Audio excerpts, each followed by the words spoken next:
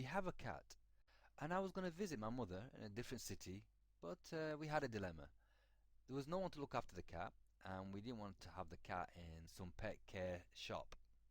We could take the cat with us, but my memory had experiences which wasn't mine. It was someone else's. You see, the people that I knew a while back, they took their cat with them to visit relatives in another city, and when they arrived, they let the cat out of the car. They thought their cat will just wander a little bit and then come back, but it didn't. They lost the cat.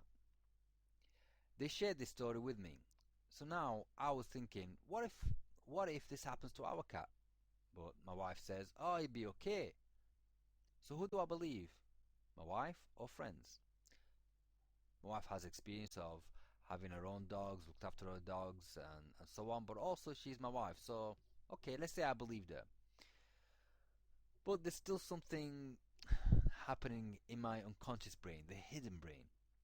We take the cat to visit my mum, and it's a 4 hours drive. Cat was okay, no problem. Then we arrived at the city, parked outside my mother's house.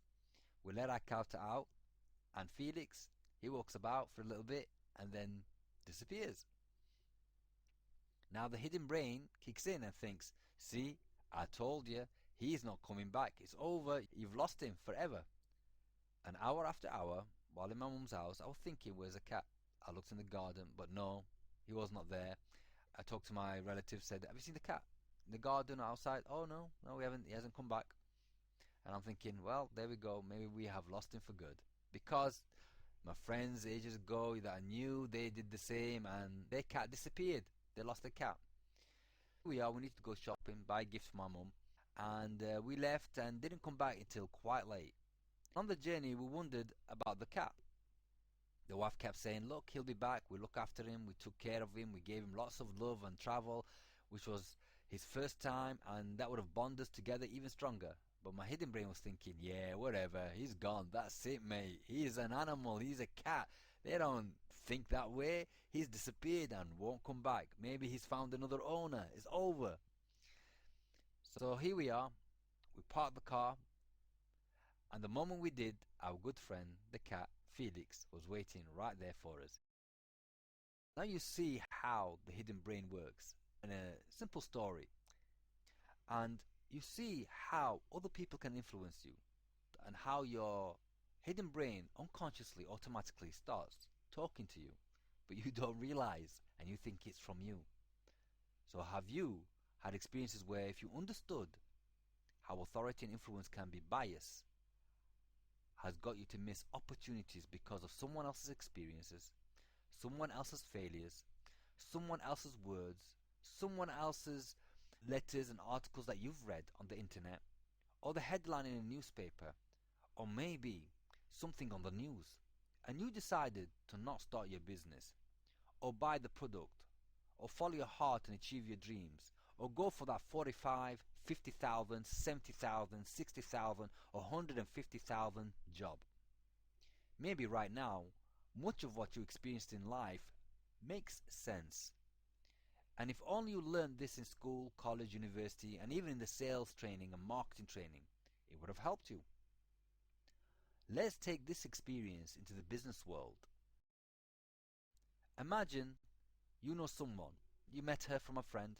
She got to know you just for a little while, and she tells you how she is ambitious and would like to find ways to get out of her job, how she works many hours, and she has a dream of doing something, but she needs help, she needs mentorship, she needs guidance, she needs to know what's missing.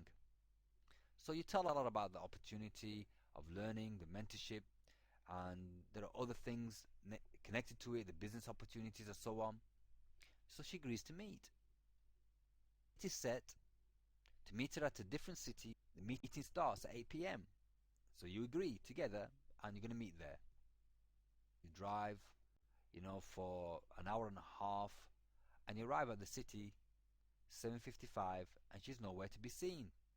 The conference hall is getting full, it's packed, the presentation is going to start in a bit. So you send a text and she replies that she's on her way. It's 8 p.m. and she hasn't arrived. And another text arrives and it's her husband. The text is, He's saying that I know what the opportunity is, and I know what it is this, is that, what's it all about, and he's come to save the day and be a hero. That text was sent with acknowledgement that his wife knows. So there's a little game happening here. To the point, she never attends the meeting, she never sends her own message again, and she never phones to apologize. And this is a prime example of how other people can influence someone they know to decide on information that is not based on facts. Instead, it's based on assumptions on what someone else they know says.